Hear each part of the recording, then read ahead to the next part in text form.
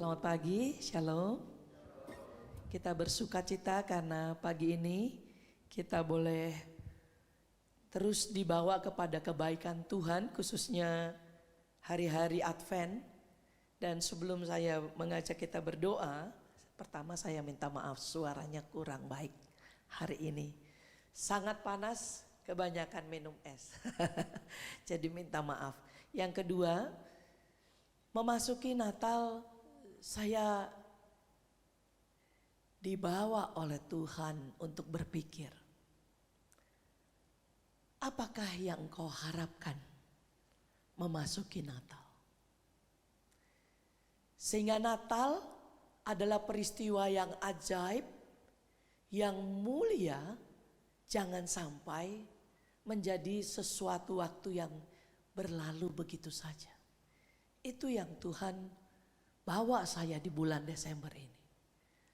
Dan saya berdoa kepada Tuhan untuk diri saya maupun untuk umat Tuhan, bahwa biar Natal itu kita mengalami kembali sesuatu yang spesial, baik bersama Tuhan, bersama jemaat, bersama keluarga, dan dimanapun kita berada. Mari kita berdoa. Kita minta kepada Tuhan supaya hari-hari seperti ini, hari yang spesial, Allah melawat kita umatnya. Firman yang menjadi daging itu melalui Kristus. Sekali lagi kita alami perjumpaan di hari-hari yang spesial ini.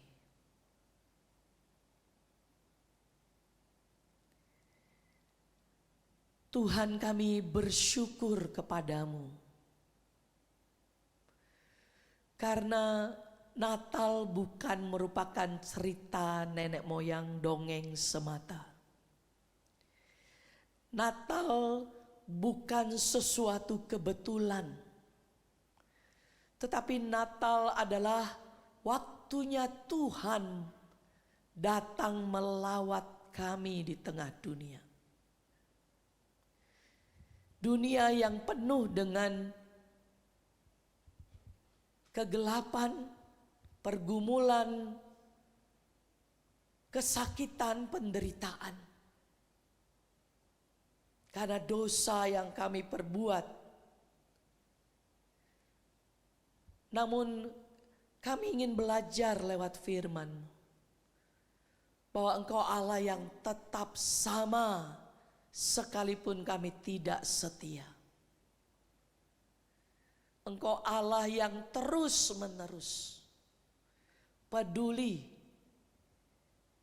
dan terus menerus mengasihi dan ingin kami mengalami sesuatu yang tetap spesial dengan Tuhan. Kami berdoa pagi ini, Tuhan, bersamalah di dalam firman-Mu lewat Roh-Mu yang kudus.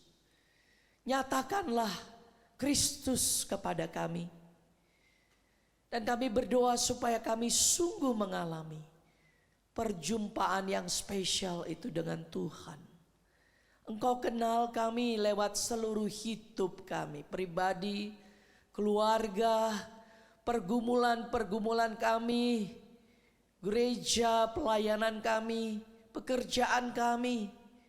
Karena itu kami berdoa supaya Engkau sekali lagi sungguh melawat setiap kami dengan keberadaan kami lewat firman melalui kitab Mika yang akan kami pelajari. Bahwa dalam kitab Mika itu Tuhan di tengah kegelapan bukan Tuhan yang meninggalkan, melainkan Tuhan berbuat yang spesial. Berbicaralah pada kami. Hamba kecil ini Tuhan, pakailah dia di dalam pimpinan Roh Kudus. Mampukan Tuhan khususnya juga suaranya boleh clear menyatakan akan firman-Mu. Berfirman dan muliakanlah nama-Mu ya Allah. Dalam nama Tuhan yang kami hormati, yang adalah juru selamat kami Yesus Kristus. Kami berdoa mengucap syukur. Amin. Mari kita persiapkan Mika pasal 5 ayat pertama sampai ayat kelima. Kitab Mika ini adalah satu kitab yang sangat unik. Kalau saya mempelajari, mempersiapkannya, saya melihat bahwa kitab Mika ini kitab yang sungguh-sungguh menceritakan bahwa Natal itu adalah sesuatu yang ajaib. Ya. Di dalam Mika pasalnya yang kelima, ayat pertama, ayat yang pertama sampai dengan ayatnya yang kelima. Saya baca ayat ganjil, Bapak Ibu Saudara silakan membaca ayatnya yang genap bersama-sama. Tetapi engkau, hai Bethlehem Efrata, hai yang terkecil di antara kaum-kaum Yehuda, daripadamu akan bangkit bagiku seorang yang akan memerintah Israel, yang permulaannya sudah sejak purbakala, sejak dahulu kala.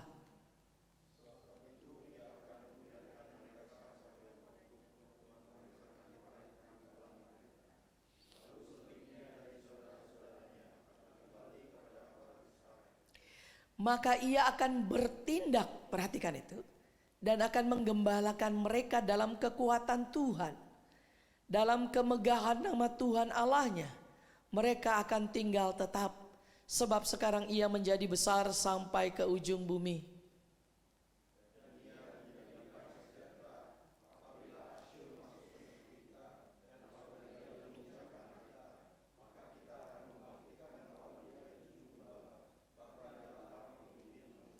Mereka itu akan mencukur negeri Asyur dengan pedang, dan negeri Nimrod dengan pedang terhunus. Mereka akan melepaskan kita dari Asyur apabila ia ini masuk ke negeri kita dan menginjak daerah kita. Saya mempelajari kitab Mika ini adalah satu sejarah bahwa pada zaman Nabi Mika kekacauan luar biasa terjadi untuk bangsa Israel. Hari ini pun kita baru saja terus mendengar bagaimana Israel ini terus berperang di Gaza. Ya, walaupun kita harus bertanya siapa Israel yang sekarang. Ya, tapi saya tidak akan bahas itu, melainkan kita diajak untuk melihat bahwa memang berkali-kali bangsa Israel yang dikatakan bangsa pilihan Allah, bangsa yang sering sekali mengalami perang dan kekacauan. Kalau kita belajar di Alkitab, bangsa ini sebenarnya bangsa yang mengalami suatu bangsa yang dipanggil menjadi milik Allah. Kedamaian, berkat melimpah, negara susu madu, itu negara yang luar biasa. Tetapi dalam sejarah selalu menceritakan bagaimana mereka mengalami justru banyak kali ketidakdamai sejahteraan. Dan hal yang paling penting harus kita belajar dari ini, bahwa semua itu sering sekali diakibatkan karena mereka mau hidup di luar Tuhan. Mereka lebih senang jadi Tuhan, memimpin hidup sendiri, berontak daripada Tuhan. Tetapi yang justru mereka nikmati di luar Tuhan, kekacauan. Dan mereka pernah mengalami kekacauan yang luar biasa karena saking mereka begitu bebal hatinya kepada Tuhan. Berontak begitu keras, atau secara rohani kita bilang berzinah mengikuti ilah-ilah bangsa-bangsa. Sehingga mereka pernah dibuang Tuhan 70 tahun lamanya di kerajaan Babel.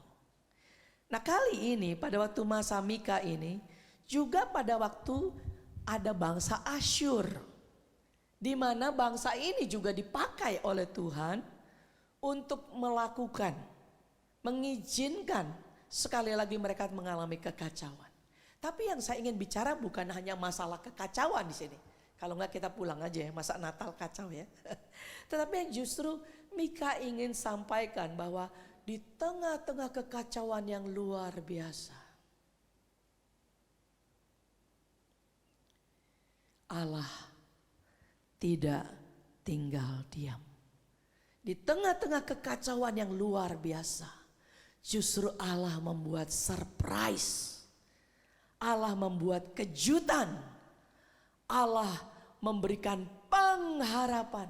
Nah biasanya kalau kita sedang kacau hidupnya, atau kita bilang galau gitu ya, baik itu diri sendiri ngalamin, mungkin kita di pekerjaan tidak sedang baik-baik saja. Mungkin pada masa kayak pandemik ada yang banyak di PHK. Atau juga kita di tengah keluarga mengalami kekacauan. Hubungan suami istri tidak baik. Hubungan mungkin dengan anak tidak baik. Ya.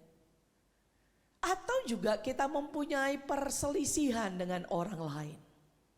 Biasanya kekacauan seperti itu membuat kita tidak enak makan, tidak enak tidur. Karena hati itu tidak sejahtera. Nah seringkali di tengah seperti itu kita berpikir apa yang harus kita lakukan. Kok rasanya gelap-gelap saja. Kok sepertinya tidak ada titik terang. Ya, kalau saya konseling dengan banyak orang, ya, maka mereka suka bilang seringkali hanya ketemu jalan buntu. Sepertinya di manakah ada pertolongan? Apakah benar Tuhan masih mengasihi saya? Nah pertanyaan-pertanyaan itu bisa muncul. Sehingga kadang-kadang kalau orang marah sama Tuhan karena tidak ngerti-ngerti, banyak orang suka lari daripada Tuhan. Lari dari gereja, lari dari persekutuan, lari. Tapi semakin kita lari jauh, bukan mendapatkan justru jalan keluar. Kadang-kadang mungkin dapat jalan keluar ya. Seorang teman saya, Kristen itu di daerah Korea Selatan sana. Ya, satu hari saya kunjungin dia undang saya. Lalu dia mengajak saya ke rumah ibunya dan wah, rupanya ibunya itu dulu adalah penyanyi gereja. Jadi saya coba tes ya. Saya tes dengan nyanyi satu lagu lalu dia bisa ngikutin. Ya. Tapi kata teman saya dia sekarang berpindah agama. Saya tanya kepada anaknya, kenapa sampai mama penyanyi gereja pindah agama? Sekarang dia sudah tua, umurnya 70-an. Lalu teman saya cerita, karena sepanjang hidup bersama suami, dia minta supaya dapat anak laki-laki. Ya, banyak orang yang punya marga seringnya ingin dapat anak laki-laki ya. Jadi kalau dapat anak perempuan terus rasanya kurang bahagia. Kayak saya ini orang Batak itu ya, kan penerus marga ya. Jadi kalau nggak ada pria penerus marga, ya terus didorong supaya punya anak keluar laki. Kadang-kadang orang Batak bisa dorong supaya nikah lagi supaya keluar anak laki. Tapi juga orang Chinese bisa begitu. Punya marga Yap dan sebagainya, pinginnya ada penerusnya. Ya, jadi keluarga-keluarga yang menurunkan marga atau keturunan-keturunan itu selalu pingin keluar anaknya laki supaya marganya keluar. Iya. Maka teman saya ini ibunya punya anak melahirkan ya, dia itu anak pertama. Anak kedua perempuan lagi. Anak ketiga perempuan lagi. Anak keempat perempuan lagi. Dan dia pikir sial bener ya saya. Maka dia disuruh mungkin sembayang di tempel. Lalu dia puasa sembayang. Tuh dia minta supaya dia dapat anak laki. Dia tidak mau lagi pergi ke gereja, kecewa dengan Tuhan. Yang menarik apa? Habis sembayang di tempel, hamil, keluar anak laki. Itulah yang membuat dia tinggalkan gereja. Dan tinggalkan Tuhan. Jemaat kekasih Tuhan. Tuhan itu bukan kayak orang pinter, dukun, dan sebagainya. Kita mau apa, dikasih apa yang kita mau. Padahal belum tentu kalau dukun itu kan kita minta apa pasti kita diberi sesuatu. Tuhan itu jauh melampaui apa yang kita pikirkan. Dan Dia selalu memberi yang terbaik. Tapi kita ingin jadi Tuhan. Yang terbaik kita rasa untuk kita. Tapi hidupnya menjadi tidak bahagia. Karena apa? Karena dia meninggalkan Tuhan. Ya, kalau kita baca kitab Matius pasal 4. Iblis juga ngomong sama Tuhan Yesus. Minta apa saja, aku akan beri dan sembahlah aku. Nah, selalu iblis itu memang dari awal ingin jadi sama seperti Tuhan. Dan mendorong manusia Adam dan Hawa untuk menjadi seperti Tuhan. Padahal sering sekali apa yang kita ingin menjadi apa yang kita mau, itu bisa jadi mencelakakan hidup kita. Saya berdoa supaya satu hari dia tidak kenal Yesus hanya sebagai apa yang dia mau boleh terjadi. Karena hari ini waktu kita bicara siapa Yesus, dia bukan seperti dukun orang pintar yang hanya jawab-jawab doa kita. Kalau gitu dia hanya pembantu kita, betul tidak? Yang jadi bos kita, betul tidak? Dia bukan demikian. Nah, oleh karena itu saya melihat bahwa kitab Mika ini sangat menarik sekali. Di mana dalam kekacauan yang besar Israel sedang mengalami penderitaan dari bangsa Asyur. Mereka betul-betul dijajah. Ya. Nah, pada waktu itu Mika berada dalam 3 kerajaan. Kita lihat maksudnya adalah pada waktu Raja Yotam dia jadi nabi. Pada waktu Raja Ahaz dia jadi nabi, pada waktu Raja Hizkia dia jadi nabinya. Nah, di dalam masa itu ya, di tengah-tengah keadaan yang sangat kacau ya, tetapi juga keadaan yang menarik adalah perekonomian sedang berkembang. Jadi kalau dulu Israel ini kalau mau mendapat barang itu barter.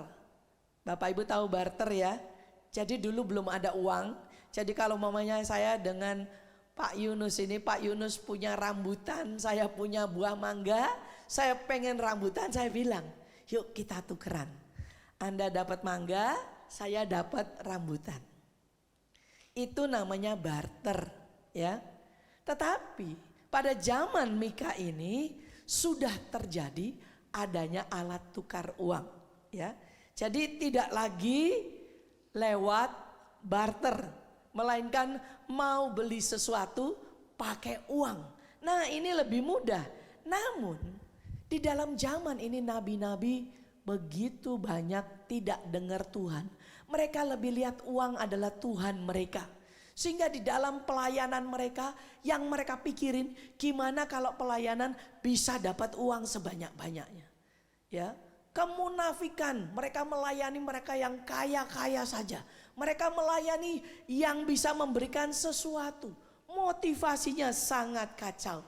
Dan mereka bilang, oh Tuhan tetap memberi kita damai sejahtera. Padahal saat itu sedang kacau.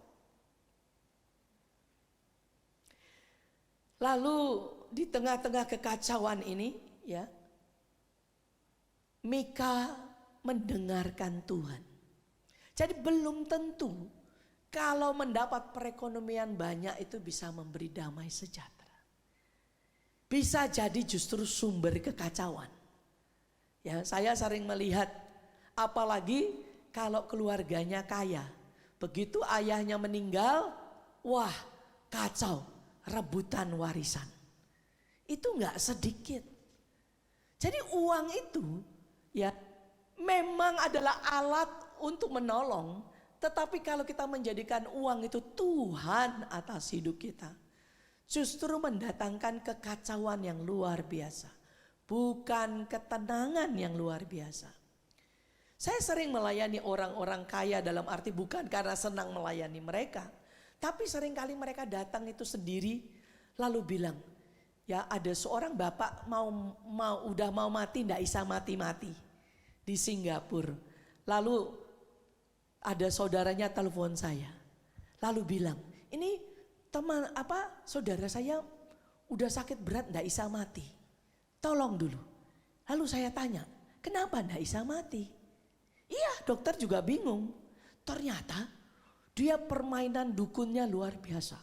Jadi ditemukan banyak sekali jimat. Saya diterbangkan ke Singapura, ngobrol sama dia. Wah, dia itu adalah tamunya Gunung Kawi 20 tahun. Tahu ya Gunung Kawi ya? Tempat penyembahan itu ya. Saudara, waktu itu setelah itu saya pergi ke rumahnya di Palembang sana. Ya. Terus apa yang terjadi? Waduh, itu setiap tasnya dia, setiap saku bajunya, semua ada jimatnya. Jadi bayangkan capek bener kita nyari jimatnya banyaknya luar biasa. Sampai rumahnya ditanami jimat-jimat. Saudara, orang pengen kaya dengan cara yang sangat kotor. Iblis kalau disembah dia akan beri semuanya. Tetapi nyawa itu menjadi milik iblis. Akhirnya kita kumpulin semua. Banyaknya minta ampun jimatnya. Terus mau kita bakar. Istrinya menjadi orang percaya lalu mau seluruh jimat dibakar. Ya, tapi rumahnya itu semua beton, enggak ada halaman untuk bakar. Terus di sana ada GKY Palembang ya. Karena saya juga sering khotbah di sana, saya telepon hamba Tuhannya. Boleh nggak bakar jimat di pekarangan GKY gitu ya, di Palembang sana. Lalu yang boleh, itu pendeta Edi dulu ya. Jadi kita bawa itu jimat itu, lalu dalam nama Yesus kita bakar semua. Mengerikan sekali. Kaya, rumah bisa 4 lantai megahnya luar biasa. Tapi jiwa digerogoti oleh si jahat. Siapa bilang meninggalkan Tuhan justru akan mengalami damai? Nah, nabi-nabi ini sudah, walaupun mereka melayani di rumah Tuhan, tapi sebenarnya mereka sudah meninggalkan Tuhan. Mereka bilang shalom, shalom ya, karena dapat angpau dari jemaat atau dapat ini, maka bilang shalom, padahal tahu bahwa jemaat sudah tidak ikut Tuhan. Ini yang sedang terjadi di situ. Tetapi Tuhan tidak bisa ditipu. Maka Tuhan izinkan bahwa mereka-mereka yang terus tidak hidup bersama Tuhan justru dihajar Tuhan lewat bangsa Asyur ini. Pengadilan itu ada dalam tangan Tuhan. Tetapi Tuhan yang adalah Allah yang adil adalah Allah yang kasih. Dia tidak ingin manusia menderita terus menerus. Oleh karena itulah di dalam kitab Mika itu dikatakan, mari kita lihat ayat 1, kita buka supaya kita betul-betul lihat. Bahwa di tengah-tengah kekacauan itu ada kalimat yang saya suka. Pasal 5 ayat 1 dikatakan, tetapi engkau. Nah, kata tetapi, ini kalau kami belajar ya, kata tetapi itu kan berarti sebaliknya. Di tengah kekacauan, di tengah orang meninggalkan Tuhan, di tengah mengalami banyak sekali penderitaan, di tengah perselisihan rumah tangga, di tengah kemunafikan, di tengah gereja yang amburadul, katanya tetapi, itu menarik sekali. Ya. Engkau hai Bethlehem Efrata, hal yang terkecil di antara kaum Yahuda, daripadamu akan bangkit bagiku seorang yang memerintah Israel. Saya berharap firman Tuhan ini mengajar kita bahwa di tengah ketidaksetiaan manusia, di tengah manusia tinggalkan Tuhan, di tengah kekacauan-kekacauan yang dialami oleh manusia, Allah tidak pernah meninggalkan manusia. Itu poin penting di dalam peristiwa Natal yang sedang diajarkan. Bahkan justru di tengah kekacauan, hal yang surprise yang Tuhan lakukan adalah dikatakan dari Bethlehem akan bangkit seorang yang akan memerintah Israel.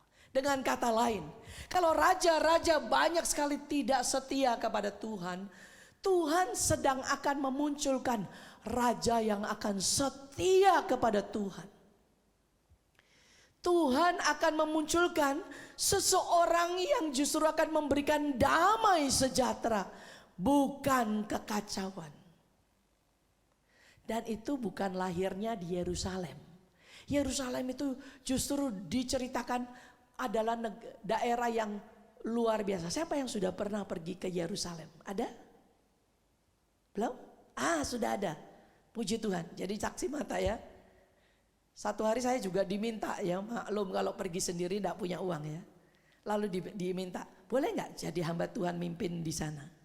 Berkali-kali diminta, saya tidak mau karena mereka buatnya gini, tur itu suka bilang gini, ke Yerusalem bersama Ibu Ria Pasaribu. Sayanya dijual namanya. Saya bilang no. Tapi ada satu travel yang tidak melakukan gitu. Bukan apa. Jadi kalau orang lihat terus pikir, oh iya supaya ikut banyak orang. Tapi kali ini ada satu travel yang serius, yang sungguh-sungguh. Mereka bilang, Bu Ria boleh bantu kami untuk menjelaskan nanti di tengah-tengah perjalanan di Yerusalem itu tentang Tuhan. Maka saya berkata saya bersedia. Kalau lihat Yerusalem itu saudara, wah begitu lihat pisang kan besar-besar banget pisangnya ya. Begitu lihat buah-buahan besar-besar banget. Padahal negara itu negara kering, tapi negara yang subur diberkati Tuhan sampai sekarang. Kalau saudara pergi itu melewati Mesir, Mesir justru menjadi tanah yang kering sekali.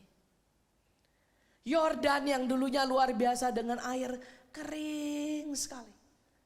Sehingga banyak orang belajar pada para petani Yerusalem itu. Jadi Yerusalem ini tadinya dipikir dari sanalah berkat Tuhan akan mengalir. Tapi lihat ayat yang ke-1 tadi itu. No, Yerusalem telah ditolak oleh Tuhan.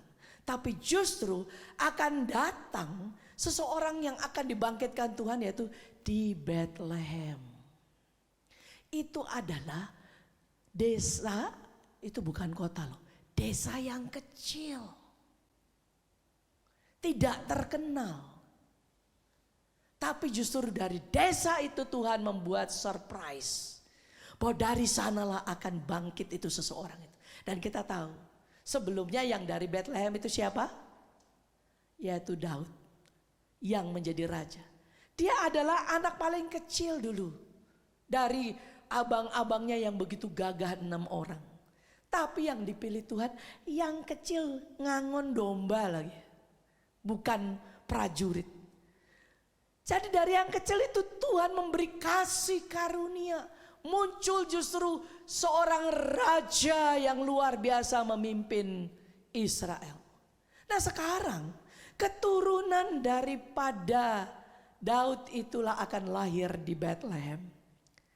Tidak lain tidak bukan, itu adalah Yesus Kristus. Dan dikatakan di dalam ayat ini bahwa Yesus bukan lahir saat itu. Karena di ayat 1 sekali lagi lihat. Yang permulaannya sudah sejak purbakala, sejak dahulu kala. Jadi ingin menceritakan bahwa Yesus yang lahir ini bukan sekedar bayi yang baru lahir di kandang domba.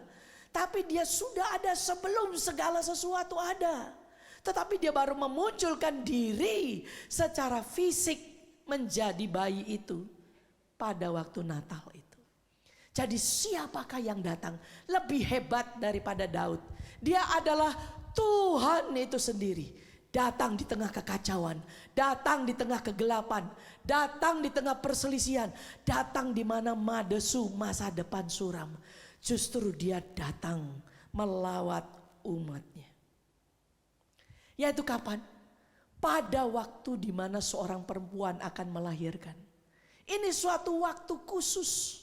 Mari kita buka Galatia 4 ayat 4. Saya mau mengajak kita lihat bagaimana ini sesuatu yang spesial. Bahwa kalau di orang-orang Yunani tidak sama orang Indonesia. Di orang Yunani ada 2 waktu. Kita cuma punya 1 waktu. Yaitu apa? tanggal 1, tanggal 2, tanggal 3, Senin, Selasa, Rabu itu waktu, betul tidak? Itu namanya waktu kronologis, waktu yang beraturan. Tapi di orang Yunani ada waktu yang kedua, yaitu dinamakan kairos, waktunya Tuhan. Nah, mari kita baca sekarang. Galatia 4 ayat 4. Tetapi setelah genap waktunya, nah inilah kairos. Setelah waktunya Tuhan, begitu ya. Maka Allah mengutus anaknya yang lahir dari seorang perempuan dan takluk kepada hukum Taurat. Jadi kita melihat di dalam bagian ini bahwa Kristus bukan lahir kebetulan. Bahwa Kristus memang sudah direncanakan dari awal akan hadir di tengah dunia. Bahwa Kristus akan datang, dia adalah Allah itu sendiri, tetapi dia bersedia untuk jadi manusia melalui bayi. Karena apa? Saudara, bangsa Israel pikir bahwa dia akan datang itu sebagai raja yang hebat. Karena berarti mereka mengharapkan dia akan jadi raja yang bisa mematahkan penjajah Romawi zaman itu. Tapi yang lahir bayi. Maka mereka bilang, Allah, bayi bisa apa? Tapi apa yang direncanakan Allah untuk mendatangkan damai sejahtera, justru itulah yang bisa memberikan pertolongan. Sehingga melalui Nabi Mika, kalau kita melihat selanjutnya di dalam bagian ini, ya, di tengah-tengah masa sulit, perjanjian Allah yang sudah disampaikan ratusan tahun di perjanjian lama, itu menjadi genap pada waktu peristiwa Natal. Jadi Natal itu ingin membicarakan bahwa Allah yang berjanji adalah Allah yang menepati janjinya, memberi pribadi yang dapat memberikan damai sejahtera. Karena dosa membuat orang kehilangan damai sejahtera, kehilangan hubungan dengan Allah, kehilangan hubungan dengan sesama, kehilangan hubungan dengan semua ciptaan. Tetapi justru dengan kedatangan Yesus Kristus, dialah yang akan mendamaikan kembali manusia dengan Allah dan dengan segala sesuatu. Dan di desa yang kecil ini akan lahir. Jadi jelas, kalau nubuatnya ratusan tahun bahwa dikatakan akan lahir yang kecil, lalu tiba-tiba datang raja, justru menurut saya itu sesuatu yang tidak tepat, betul tidak? Kalau dikatakan yang akan datang A, yang datang tahu-tahu B, tepat nggak? Justru memang dari awal yang datang itu dari Bethlehem. Ini nubuat ini 500 tahun sebelum datangnya Yesus. Bayangkan, 500 tahun sebelum datang Yesus sudah dibilang bahwa Yesus akan lahir di Bethlehem. Dan Natal itu Yesus benar lahir di Bethlehem. Di sini Allah itu Allah yang menepati janjinya. Yang kedua, dia akan datang bukan dengan kekuatan militer jadi raja hebat, tapi justru dia akan datang sebagai gembala dikatakan. Saya ingin tanya, binatang apa yang selalu perlu ditemani? Semut yang kecil aja gak perlu ditemani, betul tidak? Tapi ada satu binatang yang kalau tidak ada yang temani, dia bisa kacau hidupnya, yaitu domba. Domba itu kalau kita belajar, kalau kita Kristen sejak kecil, ya, domba itu senangnya apa? Pergi ke tempat-tempat yang berbahaya. Maka kalau kita dengar cerita, dia kadang-kadang masuk jurang, tersangkut di kawat, atau dia dimakan singa, ya, dan sebagainya. Dengan kata lain, Tuhan memberi ilustrasi bahwa manusia tanpa Tuhan itu akan mengalami kekacauan. Manusia yang makin jauh dari Tuhan tidak akan sejahtera. Manusia yang meninggalkan Tuhan justru akan mengalami kegelapan, perselisihan, terus menerus kesusahan. Dan puncaknya bahwa kalau manusia tanpa Tuhan tidak pernah akan ada pengampunan dosa, dan tidak pernah akan ada surga bagi manusia yang tanpa Yesus Kristus. Saya ingin tutup firman Tuhan ini, ingin menyampaikan bahwa Yesus itu bukan hanya Tuhan yang luar biasa, yang sudah ada sejak sebelum dunia ini ada. Bukan dia hanya berkuasa luar biasa, waktu bertemu orang sakit bisa disembuhkan, orang lapar diberi makan, yang kerasukan setan bisa dilepaskan. Tapi dia gembala yang memberi dirinya untuk mati di atas kayu salib. Ayat-ayat terakhir mari kita buka. Markus 10 ayat 45. Apa yang dilakukan oleh gembala di situ? Dikatakan oleh ayat firman Tuhan itu. Di dalam Markus 10 ayat 45. Justru di sana dikatakan di dalam ayat itu kalimat yang sangat dalam. Karena anak manusia juga datang bukan untuk dilayani, melainkan untuk melayani. Jadi Natal itu Tuhan mau melayani engkau dan saya dengan segala kebutuhan kita. Dan dikatakan apa di situ? Dia datang untuk melayani dan untuk memberikan nyawanya menjadi tebusan bagi banyak orang. Kalimat tebusan ini luar biasa. Bahwa kita sudah tergadai oleh dosa. Dan setiap orang yang berdosa satu hari akan dimurkai oleh Allah, dibuang ke dalam api neraka. Tapi ada pribadi yang datang itu justru bersedia untuk menjadi tebusan bagi kita. Kalau kita punya hutang, wah, waktu pandemi kemarin tuh banyak orang punya hutang ya. Ojol-ojol itu betul itu ya, pinjaman online itu ya. Kacau sekali. Membayar hutang susah sekali, bahkan ada yang bunuh diri. Nah, saudara, jalan keluarnya adalah harus bisa menebus baru dia dibebaskan. Nah, kalau kita lagi nggak punya uang ya. Itu dulu lucu tuh di kampus saya ya, bukan di STT ya. Di kampus saya pertama-tama saya ke sekolahnya komunikasi. Kalau dulu anak muda tuh miskin sekali, mau traktir pacarnya nggak punya uang, beli bakso, dia gadein dulu celana jeansnya. Itu zaman saya tahun 80 awal tuh. Jadi digadai dulu, nanti kalau dapat wesel dari papanya, ya kembali dia bayar jeansnya gitu ya. Jeans yang tadinya dipakai untuk bayar bakso pacarnya itu. Jadi dia bayar supaya jeansnya kembali pada dia. Saudara, itu kata tebusan. Jadi pada waktu bagaimana supaya engkau dan saya yang berdosa ini diselamatkan? Tidak ada jalan lain. Kita mau punya uang miliaran, mau punya uang triliun, tidak akan pernah bisa membayar hutang dosa kita. Hanya satu. Itu sebabnya mengapa dikatakan dialah damai sejahtera itu yang akan datang untuk memberikan sejahtera. Karena dialah yang tidak pernah berdosa, bersedia menggadai dirinya supaya semua hutang dosa kita itu dibayar oleh darahnya dan tubuhnya di atas kayu salib. Maka itulah jalan satu-satunya yang bisa mendamaikan kita dengan Allah, mendamaikan kita dengan sesama dan seluruh ciptaan lainnya. Hanya itu yang bisa kembalikan.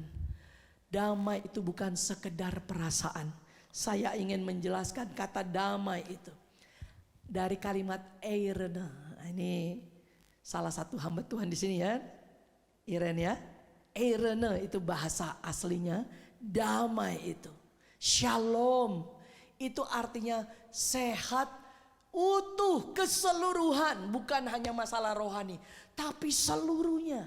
Jadi itu adalah suatu pendamaian yang dikerjakan Yesus di atas kayu salib itu. Adalah rekonsiliasi atau pendamaian yang seutuhnya. Kalau zaman dulu ya, izinkan saya sedikit saja menjelaskan. Kalau para imam ingin mengaku dosanya dan mengaku dosa bangsa-bangsanya supaya gak dihukum Tuhan, itu perlu disediakan domba yang tidak bercacat. Dan domba ini pada waktu itu akan disembelih. Ya, maka pertama imam akan membawa dosanya dan taruh di atas kepala domba yang tak bercacat itu. Setelah itu dosa para bangsa Israel ditaruh di atas kepalanya. Lalu dia jadi korban domba itu. Disembelih, dan penyembelihan itu dianggap merupakan syarat untuk bisa diampuni oleh Tuhan. Itu sebenarnya sedang melihat ke depan. Yaitu akan ada anak domba yang asli, yaitu Yesus Kristus itu. Bahwa seluruh hutang dosa kita ditaruh kepada Kristus yang tidak berdosa itu. Dan disitulah hal yang paling mengerikan terjadi di atas kayu salib. Bapa tidak pernah berpisah dengan Yesus. Yesus tidak pernah berpisah dengan Bapa. Tapi hari itu karena seluruh hutang dosa kita harus ditanggung oleh Yesus, terjadilah dia harus mati di atas kayu salib. Supaya engkau dan saya diperdamaikan dengan Allah. Saya selalu gak bisa tahan kalau dengar teriakan Yesus yang berkata, Eloi, Eloi lama sabatani. Tuhan, Tuhan, mengapa engkau meninggalkan aku? Tuhan Bapa meninggalkan dalam arti memalingkan wajahnya daripada Kristus. Karena Kristus harus menelan semua hutang dosamu dan dosaku. Itulah cinta Tuhan kepada kita. Cinta yang bukan asal-asal, yang dibayar mahal dengan darah dan dirinya. Sehingga pada akhirnya kalau kita lihat damai itu melingkupi semuanya. Secara rohani kita didamaikan dengan Allah. Itu yang paling penting. Kedua, secara hidup kita diperdamaikan dengan diri sendiri. Diperdamaikan dengan sesama kita. Maka walaupun terjadi perselisihan suami istri, orang tua anak, Yesus sanggup memperdamaikan kembali. Mungkin dengan teman dagang kita. Mungkin dengan hal ekonomi kita mengalami banyak sekali pergulatan. Sosial, politik. Damai itu luas sekali. Yesus itu sanggup dari kekacauan menciptakan damai sejahtera. Maka Tim Keller berkata bahwa di dalam bagian ini bahwa semua hubungan melalui darah salib Yesus bisa kembali dibenarkan. Sempurna, penuh dengan sukacita. Saya memberi gambarnya begini. Sayang ini kecil banget ya. Mungkin nanti kalau bisa diperbesar ya. Kemarin saya sudah rada ngantuk mungkin jadi ya. Kalau diperbesar, jadi kata dari damai sejahtera itu mendatangkan damai sejahtera dalam hidup keluarga, dalam hidup pekerjaan kita, dalam hidup rohani, kesehatan, sosial, dan apapun juga. Bahkan Indonesia yang sekarang juga agak kacau. Yang satu ibu kotanya mau di sini, satu ibu kotanya mau di IKN. Politik yang sedang marak ini sampai nanti bulan Februari. Ingatlah, ada Tuhan yang berkuasa memimpin bangsa ini. Ada Tuhan yang berkuasa memimpin keluarga demi keluarga kita. Ada Tuhan yang bisa memimpin pekerjaan, perekonomian hidup kita, kesehatan kita. Ada Tuhan yang sanggup memimpin hidup kita kalau masa depan kita menjadi tidak jelas. Karena apa? Karena Kristus sudah datang. Maukah kita membuka diri kita kepada Dia? Kalau kita sudah terima Yesus, puji Tuhan. Kalau belum, bawalah diri kita kepada Tuhan. Aku mau menerima pengampunan karena Engkau sudah mati bagiku. Maka pada waktu kita katakan itu, dosa kita, waktu kita minta ampun akan diampuni Tuhan. Waktu kita berkata kepada Tuhan, keluargaku sedang banyak berselisih. Tuhan, aku undang Engkau masuk dalam keluargaku. Benahi keluargaku Tuhan. Tuhan sanggup membenahi. Atau aku sedang mengalami kesakitan atau keluarga kita. Atau sedang mengalami kebangkrutan. Undang Tuhan. Terlibat, jangan pergi makin lama makin jauh dari Tuhan. Engkau dan saya tidak akan mengalami damai sejahtera. Tapi begitu kita undang Tuhan, tidak instan, tiba-tiba kita jadi beres.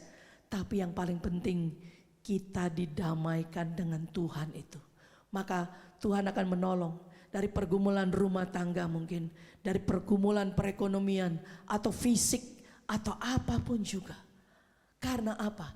Yesus sumber damai sejahtera itu datang untuk memberikan kita damai sejahtera sepenuhnya. Itu Yohanes 10 ayat 10. Aku datang memberi hidup dan hidup yang berkelimpahan. Jangan sia-siakan di Natal ini. Jangan sia-siakan pergi jauh dari Tuhan. Justru pada Natal ini Dia akan memberikan engkau damai sejahtera. Maukah kita melibatkan Tuhan dalam segala pergumulan hidup kita? Baik yang tua, baik yang muda, baik yang miskin, baik yang kaya, baik yang terpelajar atau tidak terpelajar. Yesus mencintai kita sama. Dan Dia mau hidup kita tidak kacau, tapi damai sejahtera. Mari kita berdoa.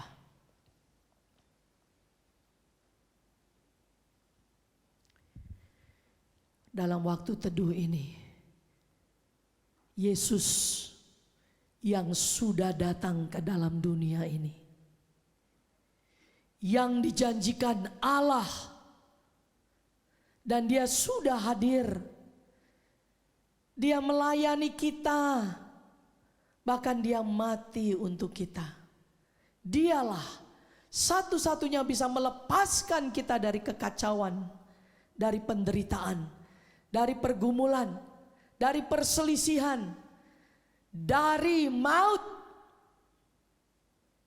Dia sudah datang dan mati di atas kayu salib, menebus, membayar segala hutang dosa kita. Hari ini, kalau kita mau dosa kita diampuni, katakan pada Dia, aku mengundang Engkau Tuhan. Katakan dalam doamu sendiri, aku menerima Engkau sebagai Tuhan dan Juru Selamat. Ampuni segala dosaku dan jadilah penebusku. Mungkin kita sudah terima Yesus, tapi kita mengalami kekecewaan dan marah mungkin kepada Tuhan dengan pergumulan kita. Katakan, ampuni Tuhan. Tidak seharusnya aku marah, tidak seharusnya aku meninggalkan Engkau. Justru hidupku akan tambah kacau. Hari ini aku mengundang Engkau. Tuhan, tolonglah aku dengan pergumulan mungkin keluargaku, pergumulan dengan suami atau istri, dengan anak, pergumulan dengan pekerjaanku, mungkin kehilangan pekerjaan, pergumulan dengan sakit penyakitku, pergumulan dengan berbagai hal. Tuhan ada di sini dan Dia sudah datang. Maukah engkau sungguh melibatkan, mengundang Tuhan Raja Damai Sejahtera untuk membereskan hidup kita? Kekacauan hanya dapat diselesaikan oleh Yesus yang sudah datang pada waktu Natal ini. Maukah Natal ini kita berkata, Tuhan, aku mau Engkau terlibat penuh dalam hidupku, bahkan masa depanku. Firman Tuhan berkata, aku datang memberi hidup dan hidup yang berkelimpahan.